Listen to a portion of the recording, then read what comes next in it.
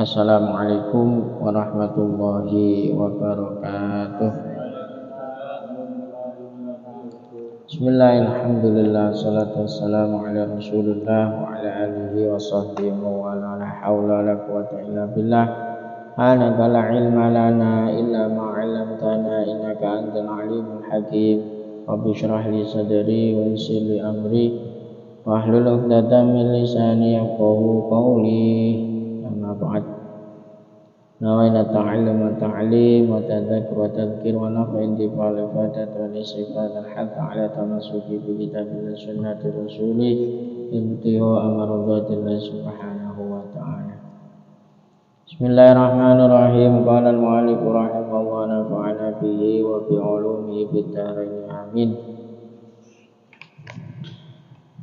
Hikayatu Sayyidina Ibrahim bin Adham radhiyallahu anhu ahlil Basrah. Wa min ajibi ma dzukira minal hikayat an ba'dil arifin fi bayani asbabi adami istijabati du'a. Ma dzukira an Sayyidi Ibrahim bin Adham radhiyallahu ta'ala anhu anna ahlal Basrah sa'aluhu an qauli ta'ala wa qala rabbukum ud'uni astajib lakum innal ladzina yastakbiruna an ibadati sayadkhuluna jahannama dakhirin wa inna nad'u falam yustajabu lana. Faqala ya ahlal Basrah walahid ya akhi anna hadzal kalam laisa mahsuran fi ahlil Basrah bal huwa muwajjahun li walak walikulli man yuballighu hadzal kalam. Fakulluna dzakar rajul qad matat qulubukum bi asyrati asya. Al awwal araftumullah wa lam tu'addu haqqahu wa qara'tumul Qur'an wa lam ta'malu bihi. Itta'aitum hubbar rasul sallallahu alaihi wasallam wa taraktum sunnatihi. Itta'aitum adawatas syaitan wa ati'tumuhu. Itta'aitum dukhulal jannah wa lam ta'malu laha. Itta'aitum na'an najah minan nar wa ramaitum fiha anfusakum. Qultum al-mautu haq wa lam tasta'iddu lah. Ishtaghaltum bi'uyubin nas wa lam tanshaghalu bi'uyubikum. Dafantumul amwat wa lam ta'tabiru. Akaltum ni'matullah wa lam tashkuru 'alaiha. Alhamdulillah, kita masih ditakdir oleh Allah bisa terus istiqomah untuk mempertebal, menambah keimanan, ketakwaan kita kepada Allah Subhanahu wa taala dengan membaca Rotibul Athos dan mensyarah dengan syarahnya Al-Qirtas, kitab Al-Qirtas ala syarhi Ratibul Athos Al-Imam Umar Abdurrahman bin Aqil Ba'alawi Al-Hadrami. Ini kitab Al-Qirtas ini masuk dalam kategori ilmu tasawuf yang kemarin kita pelajari ketika di markas. Ini ilmu fikih. Ilmu fikih dan ilmu tasawuf ini tidak bisa dipisahkan. Orang bisa melakukan ikhlas amal. Aku iso sholat ikhlas. Cuman dia tidak tahu tata cara sholat yang benar, ya tetap saja tidak bisa diterima oleh Allah Subhanahu wa ta'ala. Jadi bahasanya mak modal ikhlas tok, tapi gak duwe ilmu nih. Ibarat uang itu lah ditantang gelut itu pokok bondo kendel tok, tapi ndak punya tekniknya, itu kan ya konyol ini. Atau kebalikannya, hanya mengandalkan teknik tapi ndak tahu rohnya, artinya dia hanya mengikuti si pokok yang penting sholat, pokok yang penting sholat sesuai dengan syariat, tapi dia tidak paham betul hakikatus sholat itu apa, hakikat sholat itu apa. Padahal apa hakikatus sholat itu adalah al-khusyu' wal khudu', ya. Jadi hakikatnya sholat itu adalah khusyuk. Cara ngono ruhe sholat iki adalah khusyuk. Ya.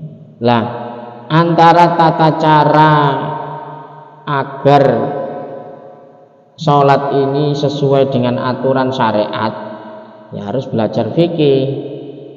Tapi kalau kepingin paham betul apa maksud daripada tujuan diperintahkan sholat, harus belajar ilmu apa? Tasawuf atau ilmu tazkiyatun nafsi. Jadi tidak bisa dipisahkan. Makanya kalau ngaji ya kudu diimbangi. Ya ono fikih, ya ono tasawufi. Makanya dikatakan orang kalau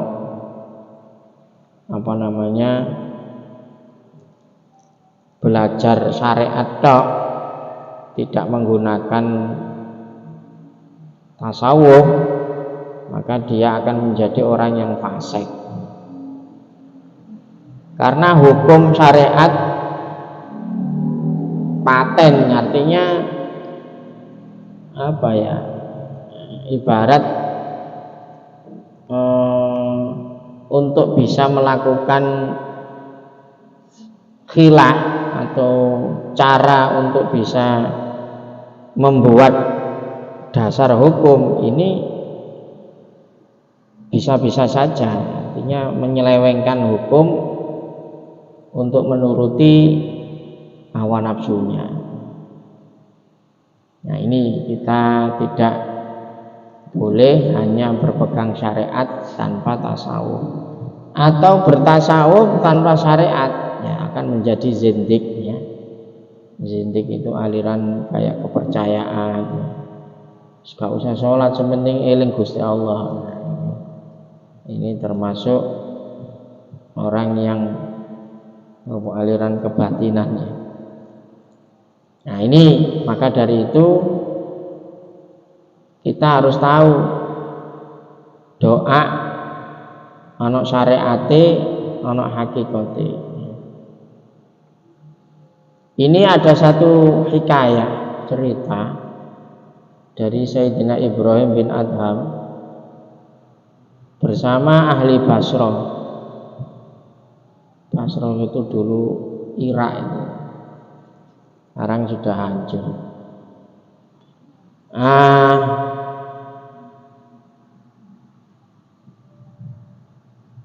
Orang-orang makrifat menjelaskan tentang bagaimana bisa doa kita ini tidak dikabulkan oleh Allah Subhanahu wa ta'ala, padahal Allah sudah berfirman ud'uni astajib lakum. Jadi ya apa iki donga terhijab tidak terkabulkan doanya, tertolak. Padahal ayatnya ud'uni astajib lakum, berdoalah nanti akan dikabulkan apa yang menjadi hajat. Wa inna nad'u falam yustajib lana, kami sudah berdoa ya, tapi tidak diijabahi. Faqal ya ahla Basrah, ahli kota Basrah, lahid ya akhi, maksudnya ahlal Basrah ini walaupun ditujukan kepada orang Basrah, orang Irak, tapi menurut mu'allif ini yang dimaksud ini bukan hanya ahli Basrah, tapi tertuju kepada kita yang faham, yang membaca apa yang disampaikan oleh Ibrahim bin Adham. Fakulu nadzakar rajul qad matat qulubukum bi asyrati asya, menjelaskan bahwa matinya hati kita. Jadi hati itu ternyata seperti tanaman, butuh disiram, butuh dirawat. Nah, matinya hati seseorang itu sebab 10 perkara. Nah, ini jadi penyebab matinya hati itu berapa? Ada 10 perkara. Yang pertama, araftumullah walam tu'addu haqqahu. Kita itu kenal dengan Allah, tahu dengan Allah, tapi tidak mau menjalankan apa yang menjadi perintah Allah. Jadi ngakoni bahwa raditu billahi robba wabil islamadina wabil islamidina wabi muhammadin nabi. Jadi raditu, aku ridho billahi robba, bahwa Allah itu Tuhanku. Tapi ngomong ngono, dia tidak mau menunaikan apa yang menjadi perintah Tuhannya untuk taat kepada Allah Subhanahu wa ta'ala. Itu penyebab pertama. Jadi dikongkon-angen-angen. Nah iya, ngakoni Gusti Allah itu pangeran tapi gak gelem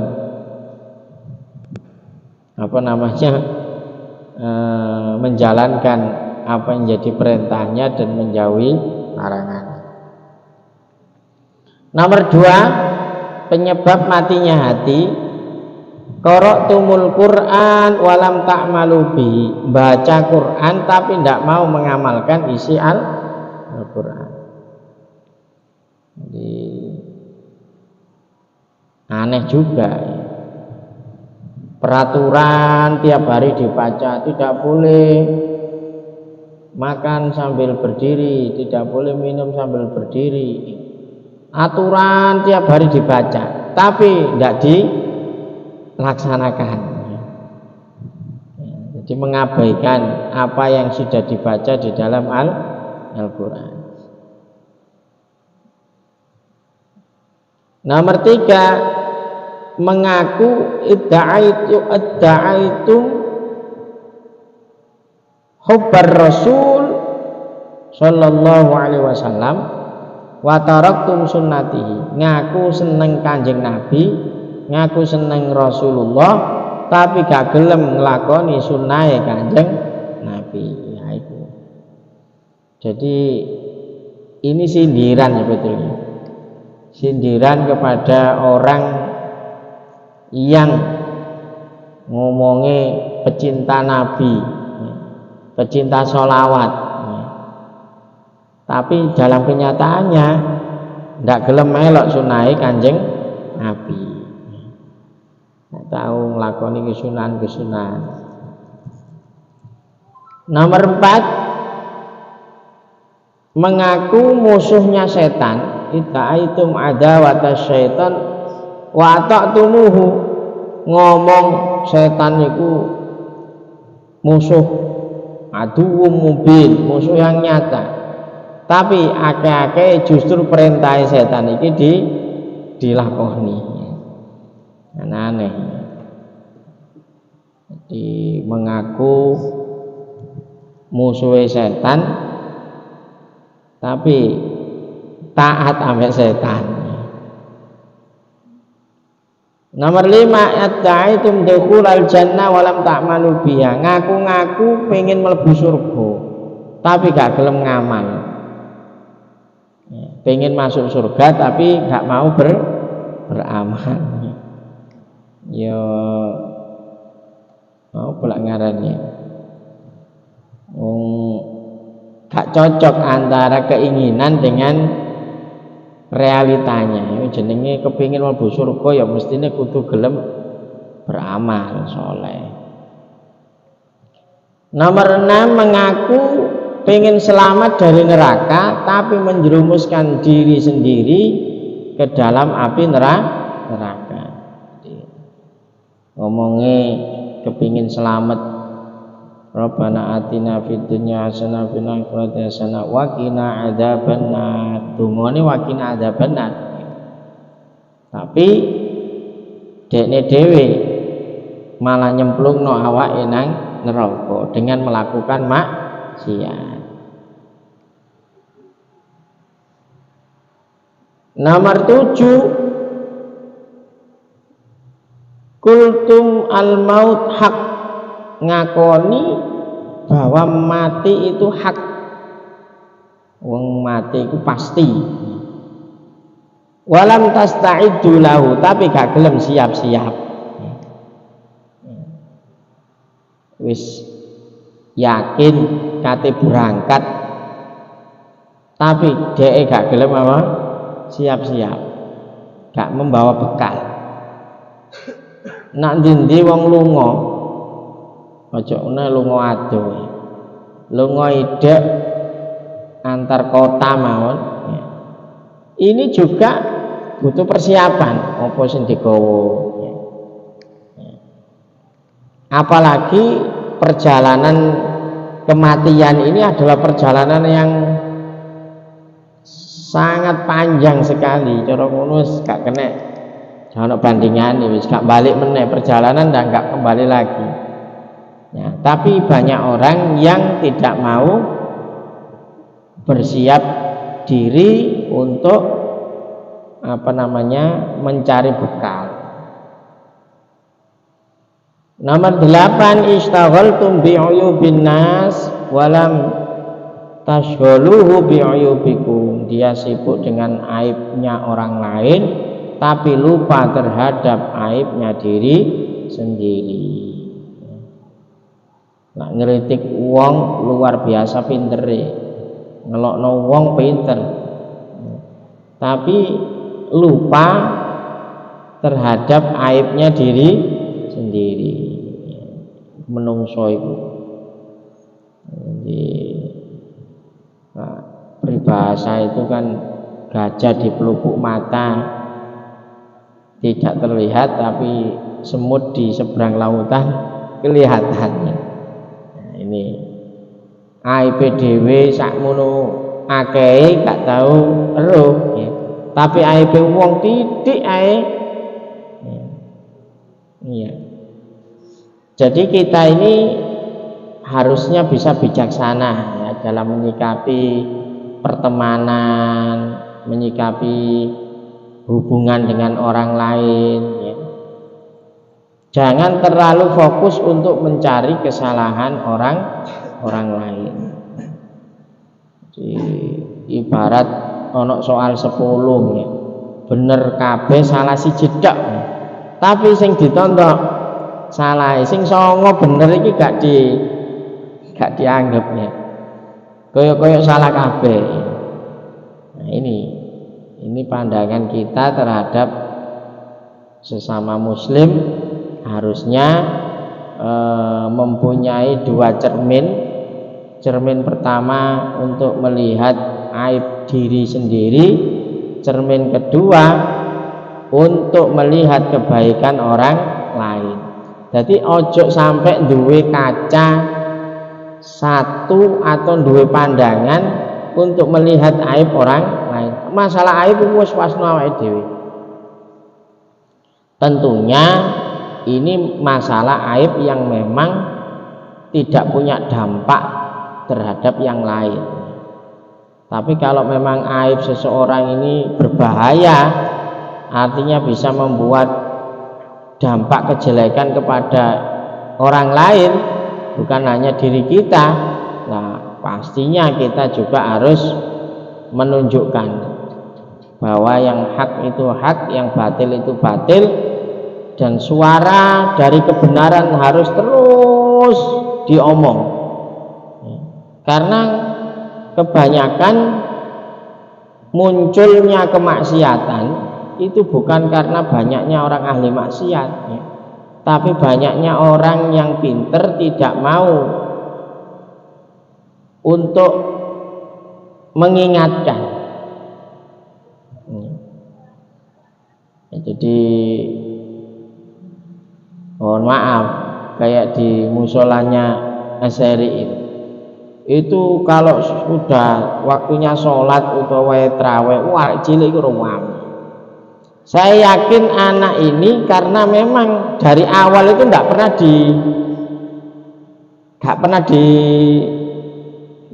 diingat, ya. Jadi gak salah sopo-sopo. Ini arek cilik itu tergantung siapa yang ngatur. Tapi kalau dibiarkan terus ya wis ngono terus. Tapi kalau sekali ada yang mengingatkan, ada yang terus mengawal, ada yang selalu memberikan itu terus gak oleh putus asa. Biasanya kan orang itu kan sering aku ngandani pisan tok. Gak oleh ya. Jadi kebenaran atau kebaikan itu harus terus diomongkan. Kadang kita dengan keluarga, dengan istri, dengan anak, ya, itu sering aku ngandani bolak-balik, tapi gak nurut ya wis. Itu omongan seperti itu sebetulnya gak benar. Nggak ada istilahnya batasan dakwah itu apa jenenge dengan omongan 2 kali, 5 kali, 9 kali, 100 kali pun itu kalau masih menjadi tanggungan ya harus tetap dinasihati. Tapi ya dengan cara-cara hikmah, artinya bukan cara-cara. Nah, banyak orang ini merasa putus asa dalam dakwah itu. Percuma aku ngandani awakmu iki. Ya itu sebetulnya tidak boleh seperti itu. Ya apa caranya? Ya sudah sebisa mungkin kita mengingatkan, walaupun jangka waktunya ini enggak sekali 2 kali. Jadi pokoknya kebenaran ini harus terus diomong. Kalau jenengan mandek ngomong kebenaran, maka yang tidak benar ini akan selalu berjalan. Ya wis berarti sing jenengan sampean kalah, sing bener iki sing iki kan gitu. Jadi apa namanya, ini contoh dari hal yang terkecil ya. Kita punya majelis ya. Ada yang memang tidak punya adab ya. Wayahe ngaji rokok umpamanya, wayahe ini kan kudune diingatkan ya. Diingatkan iki engko ae lak mari ngaji baru rokokan ya. Iki kita menghormati ilmu ya. Kita menghormati mu'alif pengarang kitab ini yang berriyadhah yang berusaha untuk menjadikan ilmu ini barokah, ilmu ini manfaatnya. Ya. Nah, seperti itu harusnya kita harus saling mengingatkan. Lah ngingatnya itu kapan ya, terus diingatkan terus ya. Lama-lama nanti akan kebenaran itu diomong terus, suwe-suwe yang batil akan kalah. Ya wes suwe-suwe akan terbiasa. Nyatanya juga bisa ya. Nyatanya juga bisa nggak merokok ketika ngaji dilaksanakan. Coba ada satu majelis ya, kebiasaan kalau saya sering ikut bahsul masail, nah itu gak ngorokok itu gak iso ya. Jadi wis ya apa wis ya. Jadi ambek sambil bahkan ada yang baca Quran ya sambil ngerokok ya. Jadi ini yang kalau itu terus dibiarkan ya akhirnya jadi wis gak apa-apa, wong kiai ku lho gak tahu ngelokno ya. Ya, ini akhirnya hal seperti itu, akhirnya kebatilan ini naik, rankingnya naik ya. Gara-gara kita ini putus asa menyebarkan kebaikan.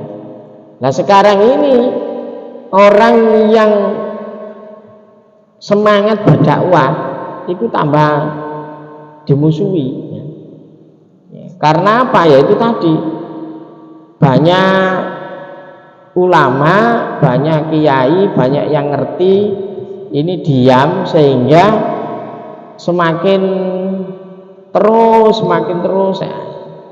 Jadi makanya menjadi seorang ulama ini juga beratnya itu seperti itu, memegang istiqomah dalam berdakwah di jalan Allah Subhanahu wa taala. Iku gak enteng. Lah angger ngomong tok ya umpamane wis ceramah besok wis enggak dianu lagi ya. Artinya lemah meneng. Alasannya karena angel wisan ya. Angel terus akhirnya putus asa tidak mau menyampaikan kebenaran. Wis percuma aku ngomong bener loh, gak ono percuma ya. Kebenaran itu harus terus diomongkan biar rentingnya, biar keseriusannya orang melakukan kebaikan tiba temen ya. Karena ketika kita lemah dalam mengawal kebenaran, akhirnya justru kebatilan ini yang menguasai. Nah, makanya di sini termasuk yang membuat hati orang ini mati ya, adalah orang ini sibuk mengurusi aib orang lain ya, tapi lupa terhadap aib dirinya sendiri. Tapi dalam tanda kutip seperti itu tadi ya. Aib yang mana yang tak boleh diomongkan ya. Ya, kadang kan kita mau berdakwah untuk menghindari kamu jangan seperti ini tidak sesuai syariatnya. Nah, kadang kita dituduh kamu nggak bisa menutup aib orang lain loh. Ini masalah aib ini aib yang bagaimana? Gak semua digebiauya ya sama. Ini ketika aib ini memang punya dampak buruk terhadap orang lain ya harusnya kita suarakan ya, biar yang lain ini paham. Yang ke-9 dafantumul amwat walam ta'tabiru. Kita sering mengantar jenazah, mengubur orang mati tapi tidak pernah mengambil hikmah. Padahal nanti kita ini juga akan sama seperti mereka. Jadi ono wong mati ku gak duwe perasaan iya ya aku meniki ya kaya ngono. Jadi Makanya Rasulullah Shallallahu Alaihi Wasallam ini satu riwayat mengatakan kafa bil mauti wa'idun. Cukuplah kematian itu nasihat. Jadi la ono wong mati iku sabadene iku nasihat. Nasihat bagi yang hidup. Ilingo awakmu iku ya bakal mati. Tapi maksudnya eling mati itu ya itu tadi, mestinya harus menyiapkan diri. Wong kate lunga ado kok gak duwe sangu. Yang terakhir nomor 10, akaltum ni'matallah walam tashkuruhu 'alaiha. Kita sering makan nikmatnya Allah tapi kurang dalam bersyukur kepada Allah Subhanahu wa ta'ala. Ini yang menyebabkan hati ini mati ya. Jadi memakan nikmatnya Allah tapi tidak mau berterima kasih atau bersyukur kepada Allah Subhanahu wa ta'ala. Lah, kalau 10 hal ini kita bisa antisipasi ya, maka hati kita ini akan hidup ya. Saya ulangi lagi, kalau kita bisa kenal Allah dan melaksanakan apa yang menjadi perintah Allah ya. Kita membaca Quran dan mengamalkan isi Al-Quran, kita cinta kepada Nabi dan senang mengamalkan sunnahnya Nabi. Terus kita ngaku musuhnya setan, berarti kita harus menjauhi setan. Ngojo ngomong aku benci sama setan tapi menang-menang tiba-tiba dadi koncone setan. Iki kan terselubung ini, gak cocok ya. A'udzubillahi minasyaitonirrajim, tapi meneng-meneng ya melok anune setan. Ada itu ya, terus masuk surga, kepingin masuk surga, kita juga harusnya beramal soleh. Kepingin selamat dari neraka, ya tentunya kita menjaga diri jangan sampai masuk neraka. Mengakui mati itu hak, pasti kematian itu pasti, tapi gak pernah menyiapkan diri. Maka lak wis ngerti mati itu hak ya, maka perlu dipersiapkan. Lala rezeki kan gak pasti, maksudnya gak pasti, kita ndak tahu jatahe sak pira gak ero. Tapi lak mati ku wis mesti ya. Wis mesti. Jadi maka kita harus benar-benar menyiapkan diri ketika kita menghadap Allah ini, sudah banyak bekal untuk bisa menjadikan kita ini selamat dari api neraka. Dan kita jangan sibuk ngurusi aib orang dan lupa aib sendiri, dan kita mengambil ibrah daripada ketika kita memberangkatkan orang mati, ngubur orang mati, kita ambil pelajaran bahwa kita nantinya juga akan mati, dan kita wajib bersyukur kepada Allah karena setiap saat ya, ada yang notal kebutuhan lak diduwekno ya, hanya sekedar nafas atau beli oksigen saja, itu per bulan itu kita harus menyiapkan uang 5,5 miliar harga lak diregani loh ya, lak diregani oksigen sing bendina dihirup sesuai dengan kebutuhan. Nah itu 5,5 miliar ya. Itu awake dhewe gak tahu gelem bayar, terus urip iku gratis. Maka mestinya kita harus bersyukur ya, kudu matur suwun.